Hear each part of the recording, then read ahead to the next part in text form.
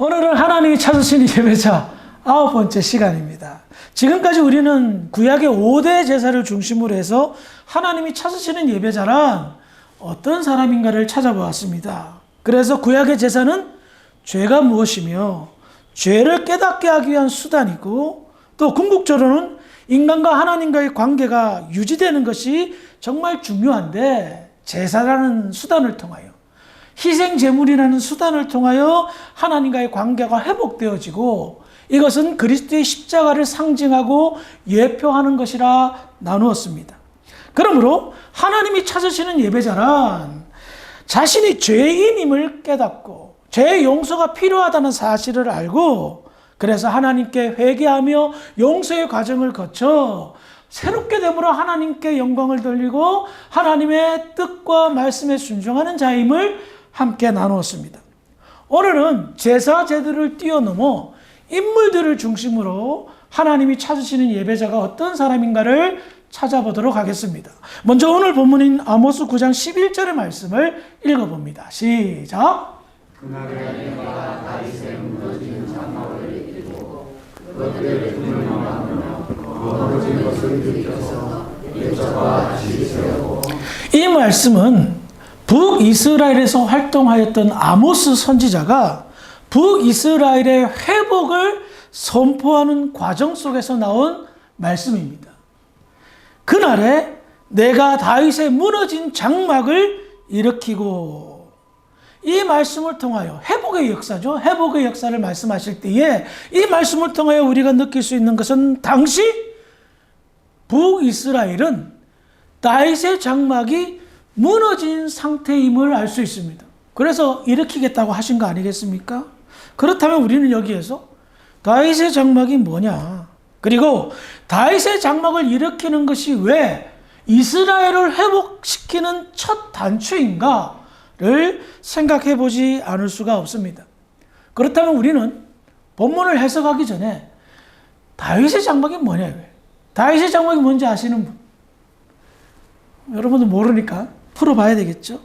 자, 그런데 다윗의 장막이 무엇인지 알기 전에 북이스라엘, 다윗의 장막이 무너진 상태라고 표현되었던 북이스라엘, 어떤 상태일까요? 성경을 보겠습니다. 아모스 2장 6절부터 8절까지입니다. 우리 한 절씩 교독해 보도록 하겠습니다. 아모스 2장 6절부터 8절까지. 여호와께서 이와 같이 말씀하시되 이스라엘의 서너 가지 죄로 말미암아 내가 그 벌을 돌이키지 아니하리니 이는 그들이 은을 받고 의인을 팔며 신 한 클레를 받고 가난한 자들을 팔며 힘없는 자의 허리를 뜯고 지식을 강요하였고 약한 자의 길을 구비하며 아버지와 아들이 한 젊은 여인에게 하여서 내가 거룩한 이름을 여호와니. 함께 있습니다. 모든 제단 옆에서 전당 잡은 옷 위에 누우며 그들의 신전에서 벌금으로 얻은 포도주를 마심이니라.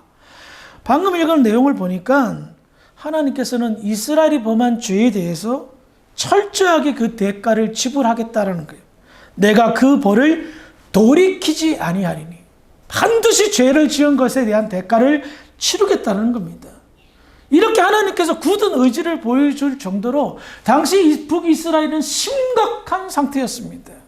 사회적 부정이 말로 표현할 수 없을 정도로 부조리가 심했습니다. 은을 받고 의인을 팔며 신 한 클레를 받고 가난한 자들을 팔고, 이게 뭐예요? 뇌물을 받고 불의한 재판을 진행하거나, 또 힘없는 자의 머리 위에 티끌을 먼지 속에 발로 밟고 연약한 자의 길을 굽게 하는 것, 죄 없는 자를 노예로 팔아넘기는 행위를 묘사하고 있습니다. 더 심각한 것이 뭔지 아십니까? 7절에 보면 아버지와 아들이 한 젊은 여인에게 다녀서 내 거룩한 이름을 더럽히며, 한 젊은 여인은 아버지와 아들이 범했다는 치명적인 도덕 윤리적 죄를 범하였습니다. 모세율법에 보면 이 죄는 사형에 해당한다고 말합니다. 더 나아가 종교적 타락도 있습니다. 아모스 2장 12절의 말씀을 보겠습니다. 시작.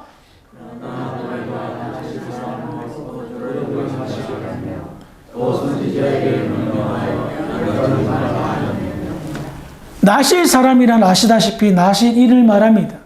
하나님께 서원하여 성별된 사람인데요. 그 특징이 머리를 자르지 않고 포도주를 마시지 않는 겁니다. 이것은 하나님께 성별되었으니 여타 사람과는 구별된 삶을 사는 것을 말합니다. 그런데 나실 사람으로 포도주를 마시게 했다라는 것은 무엇입니까? 당신 하나님의 영광을 위하여 성별된 삶을 살지 마세요. 말아요. 나신이 되는 것을 막고 욕보였던 겁니다. 더 나아가 뭡니까? 선지자에게 명령하여 예언하지 말라 하였다는 거예요. 선지자가 예언하는 것은 무엇을 말합니까? 하나님의 뜻을 전달하는 것입니다. 그런데 하지 못하게 막았습니다. 무엇을 말합니까? 하나님 말씀 듣기 싫다. 제발 간섭하지 마세요. 당신 말 듣기 싫어요. 한마디로 내 마음대로 내 생각대로 살겠다라는 표현입니다. 사회 전반적으로 이스라엘 사회가 하나님 보시기에 완전히 타락한 세상이었습니다. 이런 상태니 하나님은 하나님이 약속하신 대로 말씀에 불순종하면 벌을 내리시겠다, 심판하겠다는 약속대로 북이스라엘을 철저하게 심판하셨던 겁니다. 그런데 하나님은 심판으로 끝을 맺나요? 아시다시피 심판은 끝이 아니라 새로운 시작이었습니다. 무너진 이스라엘을 재건하기를 원했습니다. 그래서 그 재건의 표현을 다윗의 장막을 일으키겠다라고 말합니다. 다윗의 장막에는 하나님께서 의미를 부여하셨고 회복을 상징시켜 주셨던 것입니다. 그렇다면 다윗의 장막이 무엇이며 다윗의 장막에서 무슨 일이 일어났기에 하나님께서는 이스라엘의 회복을 상징적으로 표현하셨을까요? 먼저 사무엘하 6장 17절을 보겠습니다. 시작.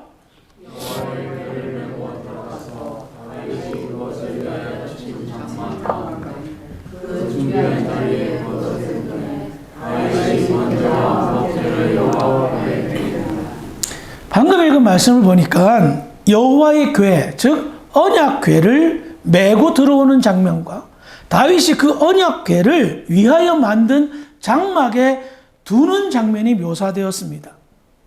언약궤가 왜 옮겨졌을까요? 역사적인 유래는 무려 75년 전에 일어난 사건으로부터 시작되었습니다. 당시 그 시대는 사사시대였고 엘리 제사장이 다스리던 시대였습니다. 그때 블레셋과 전쟁이 일어났는데요.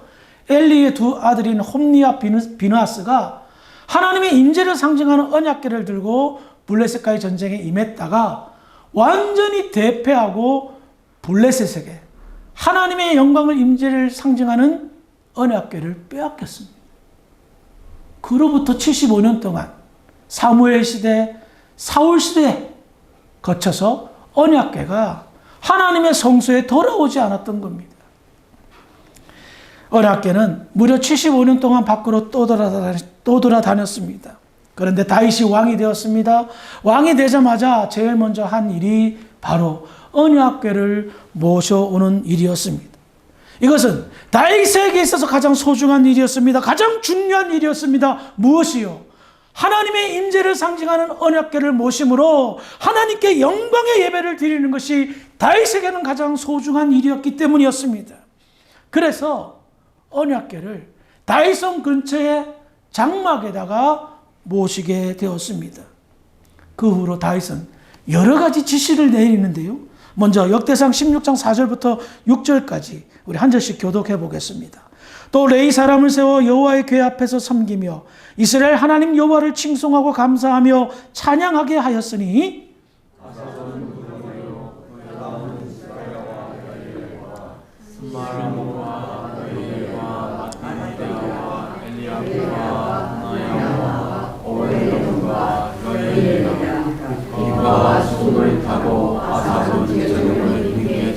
같이 읽습니다. 제사장 브나야와 야하시엘은 항상 하나님의 언약궤 앞에서 나팔을 부니라. 방금 읽었듯이 다윗은 언약궤를 다윗의 장막에다가 모셔두고 항상 하나님의 영광을 찬송할 수 있도록 조치를 취합니다. 나팔을 불고 비파와 수금을 타고 재금을 치면서 온갖 악기를 다 동원하여 하나님의 영광을 찬송하도록 지시합니다. 그런데요, 이 사건은 제사 제도의 일대 변환기, 혁명을 가져다 온 사건이었습니다. 과거의 제사는 무엇이었습니까? 짐승을 잡고 피를 뿌리고 짐승을 불태우는 제사였습니다. 그와 같은 제사 중심에서 제사 중심이 바뀌기 시작합니다.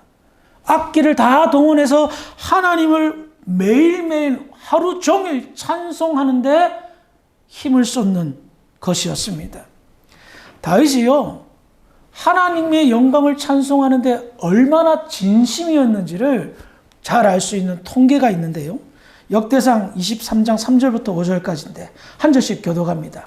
레위 사람은 30세 이상으로 계수하니 모든 남자의 수가 3만 8천 명인데 그 중에 2만 4천 명은 여호와의 성전의 일을 보살피기 위하여 2천 명은 관원과 청하여 함께 있습니다. 4천 명은 문지기요 4천 명은 그가 여호와께 찬송을 드리기 위하여 만든 악기로 찬송하는 자들이라. 당시 성전 장막 텐트에서 일하던 제사장들, 레위 사람들이 3만 8천 명이었어요. 그런데 그 중에 10분의 1이 넘는 숫자 4천 명이 하나님을 찬송하기 위해 만든 성가대였던 겁니다. 4천 명으로 구성된 성가대. 이건 상상을 불허하죠. 전 지금까지 본 적도 없는 것 같아요. 이 많은 사람들이 매일 하나님의 영광을 찬송하기 위해서 로테이션으로 동원됐던 겁니다. 다윗은 아삽과 그의 형제들로 하여금 다윗의 장막을 총괄하게 하면서 24시간 항상 하나님을 찬송하도록 섬기게 하였습니다. 이는 다윗의 장막은 24시간 항상 열려져 있는 상태였습니다. 이스라엘 백성이라면 누구든지 24시간 얼마든지 자유롭게 어느 때 상관없이 하나님의 영광을 찬송하러 나오도록 조치를 취한 겁니다. 역대상 16장 37절입니다. 시작. 다윗이 아삽과 그의 형제를 여호와의 언약궤 앞에 하여 항상 그의 앞에서 섬기게 하되 날마다 그를 괴로워하게 하였고 날마다 항상 쉬지 않고 하나님을 찬송하고 백성들로 하여금 하나님의 영광을 경배하도록 하였던 겁니다. 다윗의 장막이 왜 특별한 줄 아세요? 다윗의 장막에는 성전이나 성소나 없는 것이 하나 있습니다. 성전이나 성소에 없는 것이 다윗의 장막에 특별합니다. 무엇일까요? 그것은 휘장입니다. 성소와 지성소를 가로막는 휘장. 예수님의 십자가 사역이 완성되었을 때 그 휘장이 찢어짐으로 인하여 누구라도 얼마든지 주의 백성이라면 하나님 앞에 나올 수 있는 것을 상징적으로 보여줬죠. 다윗의 장막에는 휘장이 없었습니다. 무엇을 말합니까? 누구든지 언제나 어디서나 하나님의 영광을 자유롭게 찬양하러 나오세요. 그렇습니다. 다윗의 장막은 하나님의 영광을 찬송하는데 그 누구도 소외되는 없거나 걸림돌이 없이 누구나 언제든지 나와 하나님의 영광을 찬송하는 영적인 공간이요 예배의 장소였던 겁니다. 그래서 하나님이 가장 원하시는 예배가 바로 이 다윗의 장막에서 이루어졌고 하나님이 찾으시는 예배자가 바로 이런 예배자임을 성경은 이야기하고 있다는 겁니다. 그리고 하나님은 그 다윗의 장막을 회복하는 것이 이스라엘의 회복, 교회의 회복, 성도의 회복이라 여기셨습니다. 이유가 뭡니까? 당시 이스라엘의 사회상을 보셨죠? 타락한 그들의 모습을 보였죠? 어떻게 그 타락한 상태에서 하나님의 영광을 매일매일 찬송할 수 있겠습니까? 어떻게 범죄한 상태에서 어떻게 하나님의 영광을 매일매일 찬송할 수 있겠습니까? 내 영혼이 정결케 되고 내 영혼이 소생케 되고 내 영혼이 새롭게 된 자만이 하나님의 영광을 날마다 찬송할 수 있기에 하나님은 다윗의 장막을 일으키시겠다라고 말씀을 선포를 하셨던 겁니다. 더 나아가 다윗의 장막이 이와 같은 의미가 있습니다. 사도행전 15장 12절부터 18절까지입니다. 우리 한 절씩 교독해 보도록 하겠습니다. 온 무리가 가만히 있어 바나바와 바울이 하나님께서 자기들로 말미암아 이방인 중에서 행하신 표적과 기사에 관하여 말하는 것을 듣더니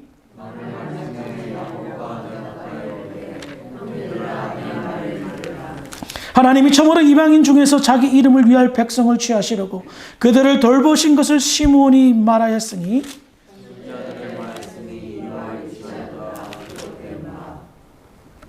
이후에 내가 돌아와서 다윗의 무너진 장막을 다시 지으며 또 그 허물어진 것을 다시 지어 일으키시니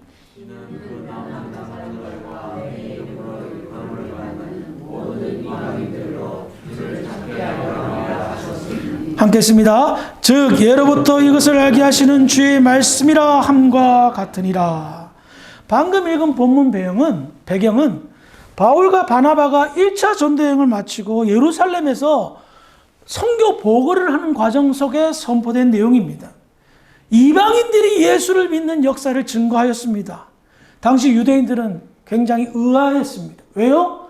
유대인들만 선민 백성, 하나님의 백성이라 여겼었는데 알고 보니 이방인들도 하나님을 믿는 겁니다. 그래서 이게 어찌된 영문인가 할 때에 야고보가 하나님의 예언이 이루어졌다라고 이야기합니다. 그 예를 들어서 우리가 방금 읽었던 본문 내용, 아모스 선지자의 그 선포 내용을 예를 들어서 설명하는 겁니다. 다윗의 무너진 장막을 일으키는 것은 타락한 이스라엘 백성들을 일으킨 것뿐만 아니라 하나님을 믿지 않는 사람들, 이방인들, 그 사람들도 하나님을 믿게 되는 그 역사가 바로 다윗의 장막을 일으키는 역사와 동일한 의미라는 것을 깨달았던 겁니다. 그래서 그 후로 이방인 선교가 본격적으로 진행되는 겁니다. 다윗의 장막을 일으키는 것, 하나님이 찾는 예배자란 구별됨이 없습니다. 이방인이라고 흑인이라고 아시아인이라고 백인이라고 하나님은 구별하지 않습니다.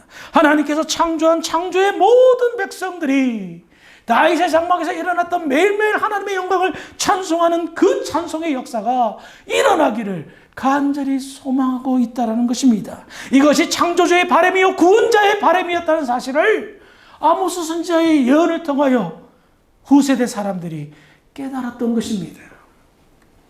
이것은 결국 십자가의 역사로 완성되었고 그리스도의 십자가로 연결이 되었던 거예요. 다윗의 장막이 이 정도로 엄청난 의미가 있었던 것입니다. 말씀을 준비하면서 다윗의 장막 시대에 일어났던 아름다운 예배를 상상해 보았습니다. 매일매일 하나님 앞에 나와 악기와 찬송으로 하나님의 영광을 찬양하는 모습들. 레위 지파 사람들은 한 곡만 찬송했겠습니까? 아삽의 시를 보니까 얼마나 많은 시를 지었습니까? 다윗의 시를 보니까 얼마나 많은 시를 지었습니까? 그게 다 성전에서 장막에서 불렀던 찬송의 시입니다. 막 연구하는 거예요. 작사하고 작곡하고 어떻게 하면 하나님께 영광을 돌릴 수 있지? 또 이런 음악을 해보자. 저런 음악을 해보자. 백성들은 거리낌 없이 하나님 영광 찬송하기 위해서 날마다 줄을 서서 다윗의 장막 앞에 서서 하나님의 영광을 찬송했을 것입니다.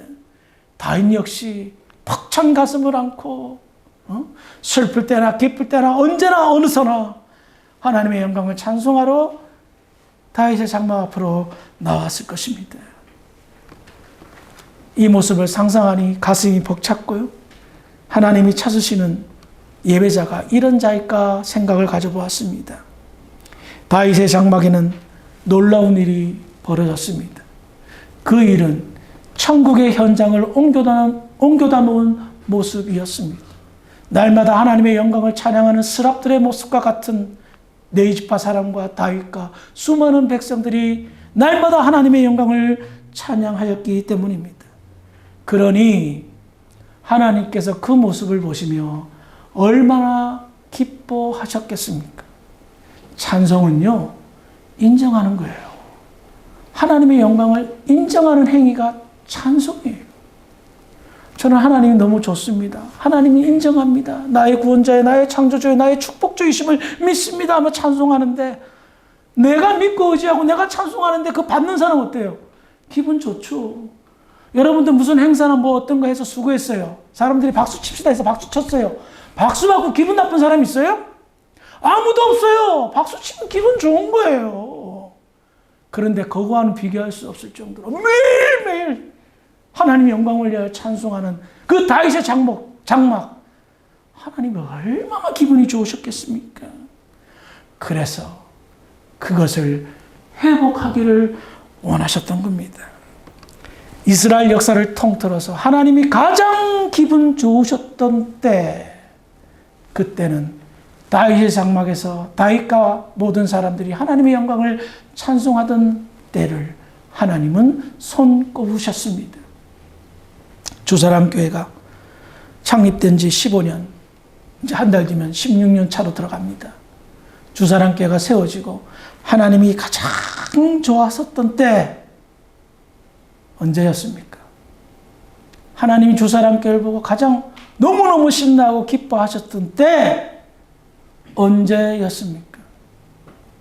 저는 1년밖에 되지 않아서 잘 모르겠는데 그때는 아직 돌아오지 않았다라고 생각이 듭니다.